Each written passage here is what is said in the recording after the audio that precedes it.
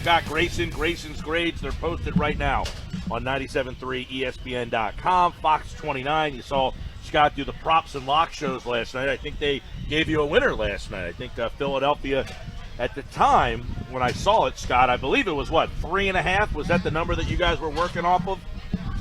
Yeah, it was 3.5, and then the guy we had on there, Todd Furman, said that his pick was to bet the Eagles to win outright, so he was right.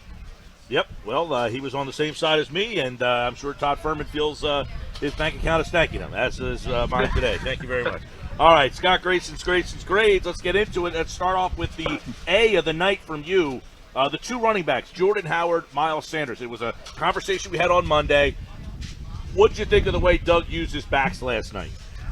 Well, it was more, honestly, the way that I expected them to be used. I mean, going into the year, I kind of felt like Myles Sanders was more your guy between the 20s, and then Jordan Howard your guy, especially as you got down near the end zone. Now, I mean, it wasn't quite that way, but look, I mean, Howard definitely gave them the workhorse kind of running back they needed, the guy who was going to, like we talked about on Monday, you're right, the guy who's going to wear down the defense a little bit. And by the time Myles Sanders got in to hit some holes, especially in the second half, he had the longest run of the season for the team, 30 yards. And it's no surprise that as that team and that defensive line for Green Bay wore down, you're able to bust through there a little bit faster. And I think that, look, when they can run the ball like that, they're going to be a hard offense to stop because it just opens up so many more things you can do with Carson Wentz and the rest of that offense.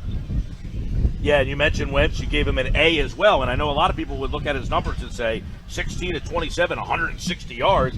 How does he get an A? What did you like about Wentz's game last night, even though the numbers were not as gaudy? Honestly, I liked the way that he just managed that team. He really did look like he was under control. I really liked the way that he rolled himself out. He found some windows to throw through. There was I forget which pass it was.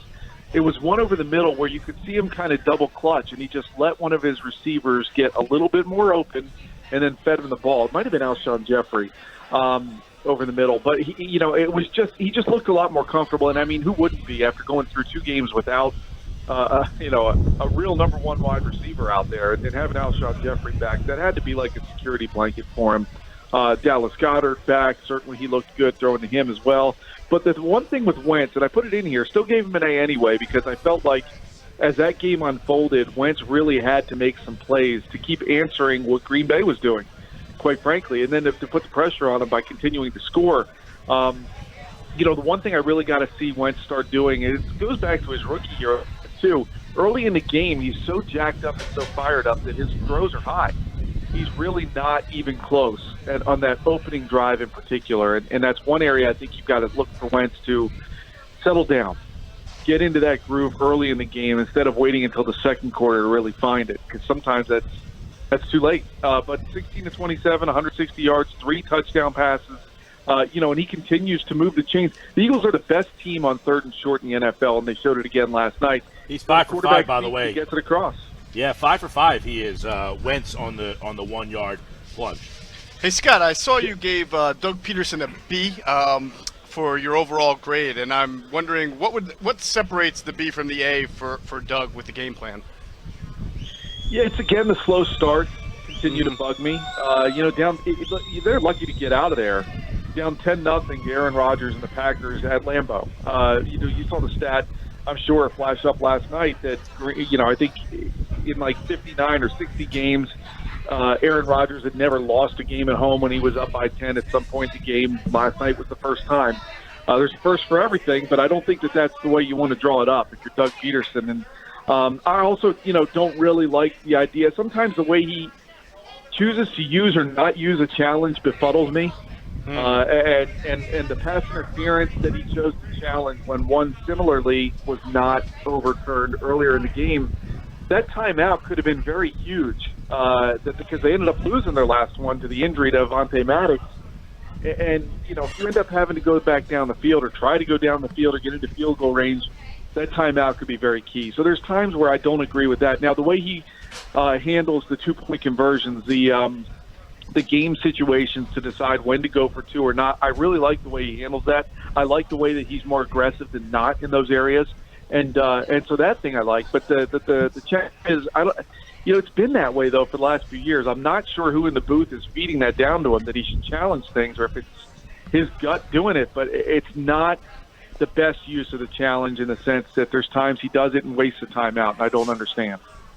Scott, sticking with the B grades, Alshon Jeffery had a productive return, and he didn't light up the stat sheet by any means, but I just felt like his presence was a massive deal for the team's morale, for the energy, for the calmness of Carson Wentz. Even though they misfired on a couple plays with each other, I still thought just him being out there and gutting it out, and that one big touchdown, obviously, that we thought could potentially be overturned, wasn't the case. Talk about Alshon Jeffery returning last night on really one wheel.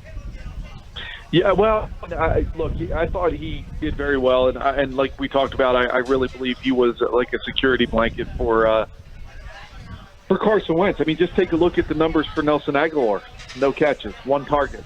Alshon Jeffery being back out there meant a lot to Carson. And you look at the two of them did, and the reason I gave Alshon a B, even though I felt like he was certainly a factor in the game to be back out there, the 3 passes, 38 yards, the touchdown catch you alluded to, all big. But there was things missed out there. There were more opportunities that Wentz and Jeffery could have had. Either it was a ball not thrown quite as well, or one that Jeffery just didn't get his hands on quite. The one that he fell down and looked up at the lights, it was almost like he was saying he lost in the lights. But there was definitely more opportunity for the two of them to hook up more frequently. And I think that's something that Alshon wanted from Wentz. You remember some of Jeffrey's best games were when Nick Foles was in there last year. So I think that they're continuing to try and develop their chemistry.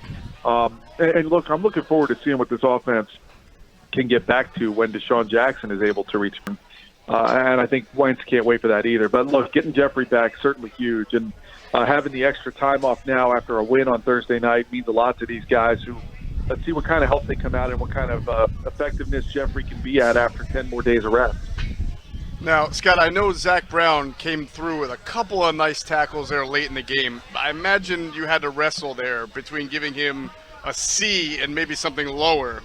You settled on C, but for the good plays he made, there were some plays that, forget being a bad play, just a stupid play or a penalty, headbutting a guy. Yeah, I mean, the penalties are really what get me. I put that in there. You're right. He had some really good tackles. I thought he played overall pretty well. But these flags are just getting to really, hurt this team in so many ways when they're getting off the field or they put the team into 3rd and long. But on 2nd down, they're committing this bad penalty that personal fouls. I mean, he had a face mask, and then he also got called for the headbutt you were talking about. You can't have that. I mean, that's 30 yards in penalties. And, I mean, don't give – it's Aaron Rodgers. And you look around the league, and there's all these other quarterbacks who wants to give them 15 to 30 free yards to go down the field. It's just – it can really be the difference between an empty drive or one that ends up resulting in potentially a touchdown. And I think Brown has done a good job. You just got to learn to control himself. It's very similar to Derek Barnett with he's good for an encroachment penalty at a bad time or lining up offside. And those kind of things, and he had worse penalties last night. But in terms of Zach Brown, he'll get that figured out. It's something that's easy enough to correct. But you're right, he did have some really good tackles during the game as well. It really were big plays at big times. Scott Grayson. Grayson's grades posted right now at 97.3ESPN.com. Let's go with the overall look. You didn't give Jim Schwartz a very favorable grade last night, which, the defense did not play well. You gave him a D. The pass rush has not really been there. The secondary had a rough night. So, obviously people have been very tough on Schwartz. What was your view of Schwartz's game plan last night? It's funny because I sat there to try to grade Schwartz, and I was thinking I got to get him in here after what Devontae Adams was able to do against them, and really Aaron Rodgers for a large part of the early part of the game.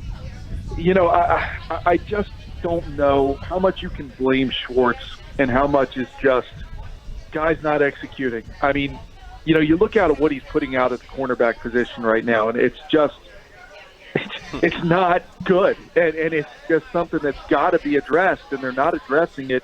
At least they haven't so far, and they're looking at it going, well, eventually we'll get healthy. Well, by the time you get Jalen Mills back, you're in week 6 or 7.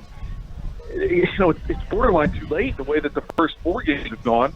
And you cannot continue to ask this offense to score 34, 40 points in order to have to win a game. The pass rush is not getting there. So he's trying to blitz, and I don't blame him. But you're also then asking that poor secondary to try to cover one-on-one more. The quarterback of Aaron Rodgers' stature can recognize a blitz coming and pick it apart. And I just don't, I don't know what Schwartz is supposed to do, I guess is what I'm going at. But at the same token, they got to find a way. They got to find a way to get something going, and they were lucky enough to get the turnovers they got when they did. But, again, with some rest comes some more health, and perhaps occasionally getting back somebody else. Got to see what happens with Avonte Maddox and Sidney Jones. And look, they can't get Jalen Mills back fast enough. And last night I started to become more and more of a proponent that, look, if you believe you can get to the Super Bowl, go get Jalen Ramsey. But if you don't think you can, don't give up the cost it takes to get him. Well, we got to find out what that cost is. That's the big thing, Scott. We got to find out what that cost is, and I think we all kind of agree that this defense is, we wanted to give the secondary another chance this year with everybody kind of healthy and kind of back together. Sidney Jones now 3 years removed from that Achilles. I'm not sure. He got hurt again last night. I mean, so that's been frustrating. Maddox, we'll see. Apparently he flew back and seems to be okay. Is he going to be on the field in 10 days? That we need to see. But for all of Grayson's grades, check it out at 973ESPN.com. And, of course, Scott Grayson, Fox 29, 973ESPN.com with the Grayson's grades portion of today's show. Thanks, Scott. All right, thanks, guys. Have a great weekend.